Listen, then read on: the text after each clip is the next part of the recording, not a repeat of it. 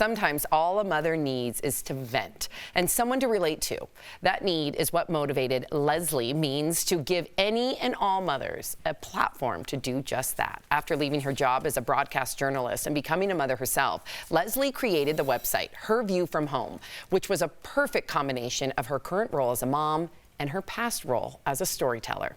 And the results have been incredible. So here to talk all about it, please welcome to the show, Leslie Means. Yes! Hi, guys. Thank you so much for being here. So let's get right to it. Your website is a place for all mothers to find community, share experiences, and air out grievances. Very important. But how has that helped you as a mother of 3 kids? So I'm super stubborn. I'm a very stubborn woman. And I didn't think when my girls were little that I needed advice. I didn't want to read those advice books and all these things. But that's actually when I started Her View from Home. It was almost 12 years ago, and both my girls were under the age of 2. And somebody had said to me recently, they said, but Leslie, so you were super stubborn. You didn't want to read the books, but you were building at that time exactly what you needed. And I'm like, you're so right. How did I not notice that? I needed the community. I needed women around me. And now that I have 2 teen girls and a 6-year-old boy, I fully admit I don't have a clue what the heck I'm doing. So let's all try to just figure it out together.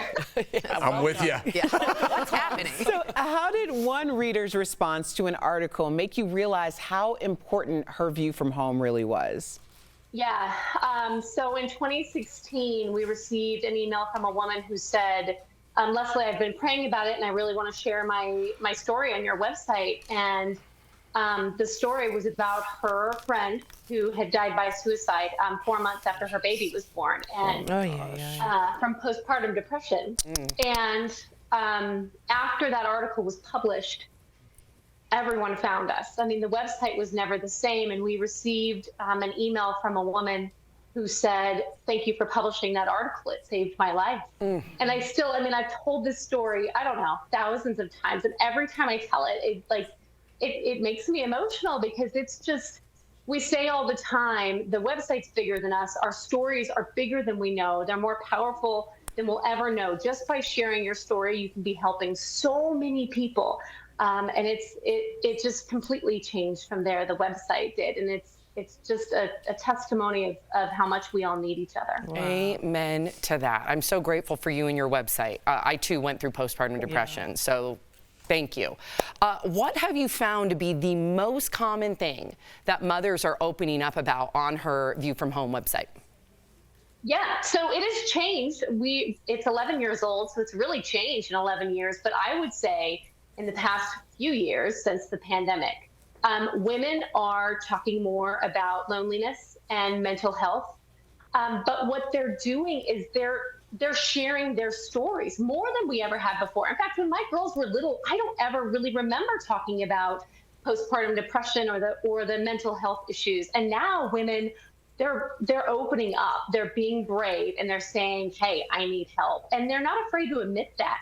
I think that's so cool. Women, our mothers, they're courageous. They're so brave in sharing their stories. Honestly, I think it's the age of transparency right now, and it is a beautiful, wonderful thing. And to have that letter about the suicide so early, people weren't even talking about that. So bravo to you on that. They weren't. That's a big deal that you did that. Yeah. Yeah. What has really been? Is there a weird or unique story you've read on the website you can share with us? Like any juicy good ones? There are so many good ones, and this is another really powerful one. It has a very unique title that I won't say on air, but the author actually wanted this title, and we published it. It had 9 million views in 1 month. It is such an important piece on don't let the little things get to you. Her husband died when they were young.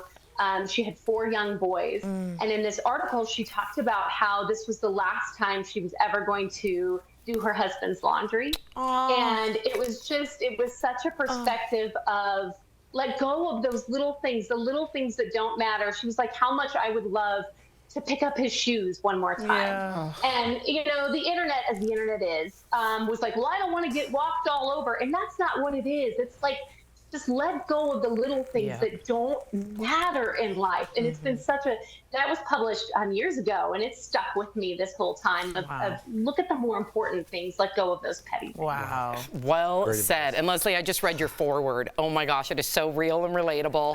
So real.